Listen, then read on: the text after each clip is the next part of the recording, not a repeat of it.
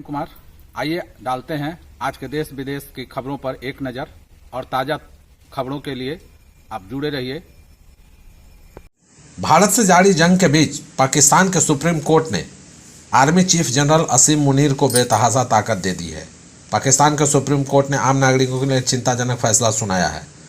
शीर्ष अदालत ने अपने फैसले में कहा कि आम नागरिकों पर भी मिलिट्री कोर्ट में केस चल सकते हैं, जिसकी सजा मृत्युदंड तक होती है।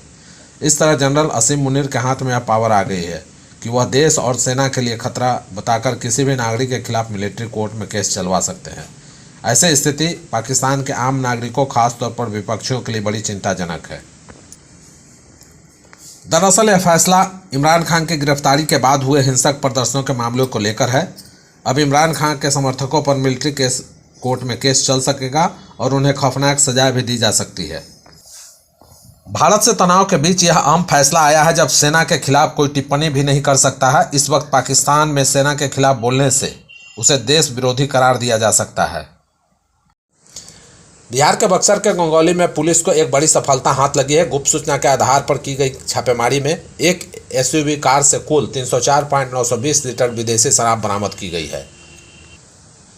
बता दें कि विगत कुछ दिनों से इलाकों में अवैध शराब की तस्करी की सूचना मिल रही थी। इसे लेकर पुलिस टीम द्वारा सघन जांच अभियान चलाया जा रहा था। इस दौरान गंगौली के पास बलिया की ओर से आ रही एक संदिग्ध एसयूवी कार को रोका गया तो पुलिस ने तलाशी के क्रम में कार से भारी मात्रा में विदेशी शराब की खेप बरामद की। कार से बरामद शराब की मात्रा कुल 304.920 लीटर आंकी गई है। वहीं इस मौके से गिरफ्तार वाहन चालक मिथिलेश पासवान से पूछताछ की जा रही है। पुलिस को उम्मीद है कि इस गिरोह के अन्य सदस्य की भी जल्द पहचान की जा सकेगी। बिहार के सरकारी स्कूलों में कक्षा 1 से 8वीं तक के बच्चों को निःशुल्क किताबें दी जाती हैं। पटना जिला के स्कूलों में कक्षा 1, 2, 3, 4, 5, 7 और 8वीं की 70% नई पुस्तकें बच्चों को उपलब्ध करा दी गई है, लेकिन इसका लाभ कक्षा 6 में पढ़ने वाले बच्चों को अब तक नहीं मिल रहा है। बच्चे पुरानी किताबों से ही पढ़ाई कर रहे हैं। लोहिया नगर मध्य विद्यालय और कुर्जी मध्य विद्यालय के प्रधानाध्यापक के अनुसार कक्षा 6 को छोड़कर अन्य कक्षाओं के बच्चों की मांग के अनुसार किताबें उपलब्ध कराई गई है, लेकिन कक्षा 6 के बच्चे नई किताब की उम्मीद लगाए हुए हैं। किसी तरह उनको स्कूल में पढ़ी पुरानी किताब या जो विद्यार्थी कक्षा 6 से 7 में चले गए हैं उनको सहयोग लेकर पढ़ाई कराई जा रही है। भारत पाकिस्तान में तनाव है, ऑपरेशन सिंदूर चल रहा है। पीएम मोदी लगातार दिल्ली में बैठक कर रहे हैं। वहीं नीतीश कुमार ने बांग्लादेश और नेपाल के बॉर्डर पर सीमांचल के पूर्णिया में बड़ी बैठक बुलाई है। इससे बिहार के पुलिस प्रशासन के साथ रेलवे अफसर और सेना के अधिकारी भी मौजूद हैं। भारत और पाकिस्तान के बीच तनाव को देखते हुए बिहार के मुख्यमंत्री नीतीश कुमार मीटिंग कर रहे हैं। इस मीटिंग में सीमावर्ती जिलों की सुरक्षा व्यवस्था पर बात की जा रही है। बता दें कि मुख्यमंत्री नीतीश कुमार के मीटिंग में 7 मुख्य मुद्दे पर बात हो रही है। सीमावर्ती जिलों में महत्वपूर्ण जगहों और धार्मिक स्थलों की सुरक्षा व्यवस्था की जानकारी ली जाएगी। सीमा पर चौकसी बढ़ाने, गश्ती करने और आवागमन पर नजर रखने पर भी बात हो रही है। मादक पदार्थों, अवैध हथियारों और मानव तस्करी को रोकने के लिए भी चर्चा की जा रही है। जिला स्तर पर नागरिक सुरक्षा व्यवस्था को मजबूत करने पर ध्यान दिया जाएगा। आपदा प्रबंधन के लिए अग्निशमन और चिकित्सा व्यवस्था को भी तैयार रहने के लिए कहा गया है। ऑपरेशन सिंदूर के बाद सीमा पर लगातार हो रही गोलीबारी के बीच देश के अंदर पूरी सतर्कता बढ़ती जा रही है। इसके तहत पुलिस मुख्यालय के निर्देश के आलोक में देर रात तक जिले के सभी थाना क्षेत्रों में आने जाने वाले लोगों की सघन जांच की जाती रही। दरअसल सीमा पर तनाव बढ़ने के साथ ही देश के अंदर घुसपैठियों के नापाक हरकत की संभावना से इनकार नहीं किया जा सकता। इसके देखते हुए विगत 2 दिनों से पूरे राज्य में सतर्कता बढ़ाते हुए राज्य के सीमावर्ती जिलों में सघन जांच अभियान चलाया जा रहा है। इसके तहत देर रात को चलने वाले तमाम तरह के वाहनों की बेहद बारीकी से जांच और तलाशी ली जा रही है। इसके साथ ही पुलिस की एक टीम द्वारा शहर के तमाम होटलों और लॉज को भी खंगाला गया और होटलों में ठहरे हुए लोगों के कागजातों का सत्यापन किया गया। भारत पाकिस्तान के बीच सीमा पर जारी तनाव के बीच बिहार पुलिस ने भी आंतरिक सुरक्षा को लेकर कमर कस ली है। इस दौरान पुलिस केंद्र में आपात स्थिति से निपटने, त्वरित और प्रभावी कार्रवाई सुनिश्चित करने को लेकर दंगा नियंत्रण उपकरणों के साथ जवानों का पूर्वाभ्यास कराया गया। भीड़भाड़ वाले इलाकों पर विशेष नज़र रखी जा रही है। वर्तमान परिस्थितियों के दृष्टिकोण में कई जिलों में विशेष सतर्कता बढ़ती जा रही है।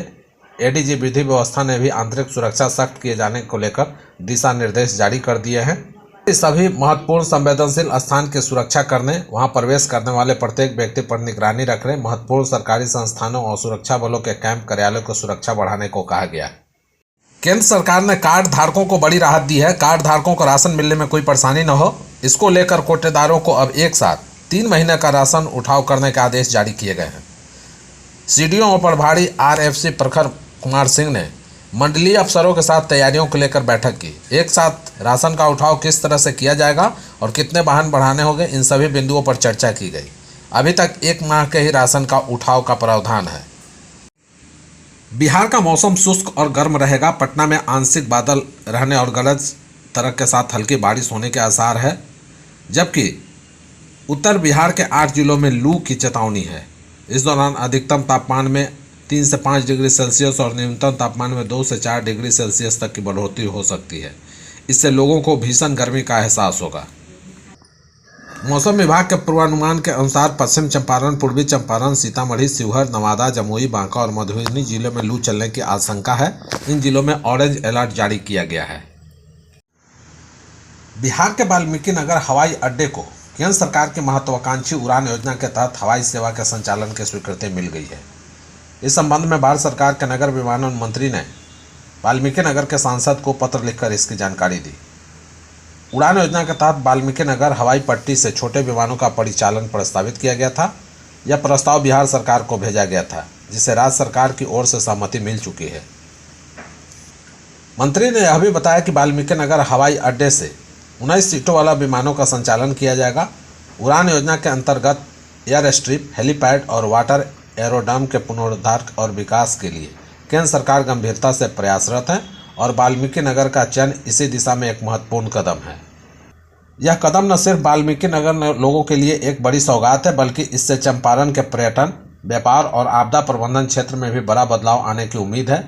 वाल्मीकि टाइगर रिजर्व जैसे पर्यटन स्थलों के आसानी से पहुंच से स्थानीय अर्थव्यवस्था को भी नई गति मिलेगी।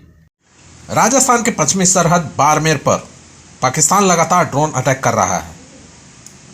आले सुबह भी धमाकों की आवाज़ सुनी गई, जिसे देखते हुए प्रशासन ने सुबह से ही हाई अलर्ट जारी कर दिया है। साथ ही लोगों से घरों से नहीं निकलने की अपील जारी की है। इससे पहले बाड़मेर के उत्तरलाई बायो स्टेशन पर पाकिस्तान की ओर से ड्रोन हमला किया गया। उत्तरलाई को पाकिस्तान ने दूसरी बार टारगेट किया है। 2 दिन पहले टारगेट ड्रोन को पाक की सरहद में ही ध्वस्त कर दिया गया था। इस बार भी हमले नाकाम कर दिए गए हैं। बता दें कि बाड़मेर में रेड अलर्ट और ब्लैक आउट के चलते कहीं पर भी रोशनी नजर नहीं आ रही थी। घरों के आगे लगे बिजली के मीटर पर हरी लाइटें भी आज दिख नहीं रही थी। सन्नाटा और पूरी शांति पसरी थी, कहीं पर कोई हरकत नहीं। अस्पताल के आसपास पूरी रात खुली रहने वाली दुकानें और चहल पहल कहीं नहीं दिखी।